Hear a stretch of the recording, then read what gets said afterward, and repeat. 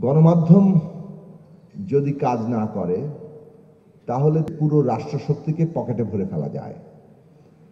কি সংসদ, কি নির্বাহী বিভাগ তো আছেই, এমনকি বিচার বিভাগও তাদের কর্তৃত্বে নিয়ে আসা যায়।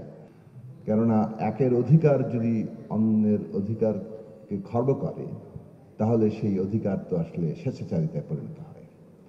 ফলে অধিকারের সাথে একটা কর্তব্যের সম্পর্ক আছে এবং এই লেনাদেনার মধ্য দিয়েই অধিকার সীমায়িত হয় এবং তার স্বাধীনতা কিংবা তার যে পরিধি সেটা নির্ধারিত হয়। স্বাধীনতার ক্ষেত্রে একই কথা প্রযোজ্য।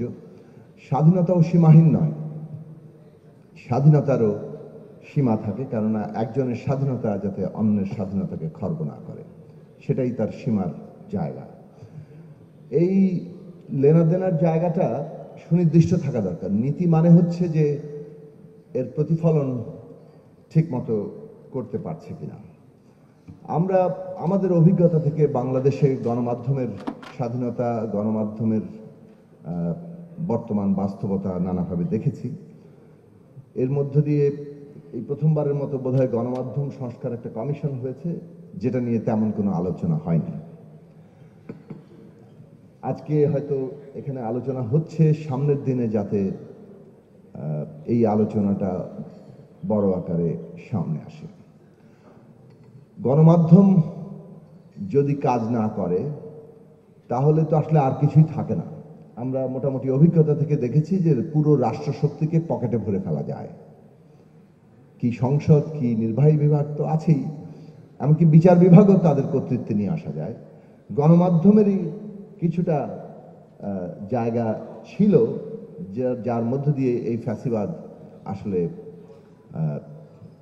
একভাবে তার নানা প্রশ্নের মুখে পড়েছে এবং জনগণের মধ্যে একটা ঐক্য তৈরির ক্ষেত্রে, সচেতনতা তৈরির ক্ষেত্রে সহায়তা করেছে।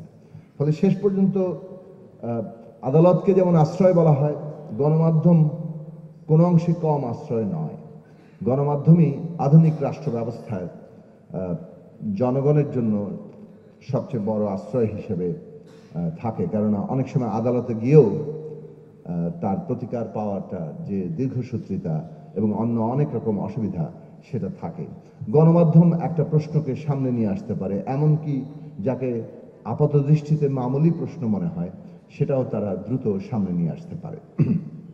সেই জায়গা থেকে গণমাধ্যমের স্বাধীনতা আগামী দিনে রাষ্ট্রের পরিচালনা যারা করবেন এবং পুরো রাষ্ট্র ব্যবস্থার যে জবাবদিহি সেইটাকে মানুষের সামনে সবচেয়ে বড় আকারে হাজির করতে পারে।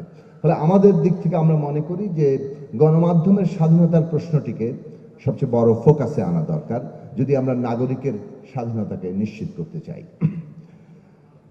কয়েকটা ছোট্ট বিষয়ে কথা বলে শেষ করব। 1 নম্বর হচ্ছে গণমাধ্যমের যারা কাজ করেন তাদের অধিকার, মর্যাদা এবং তাদের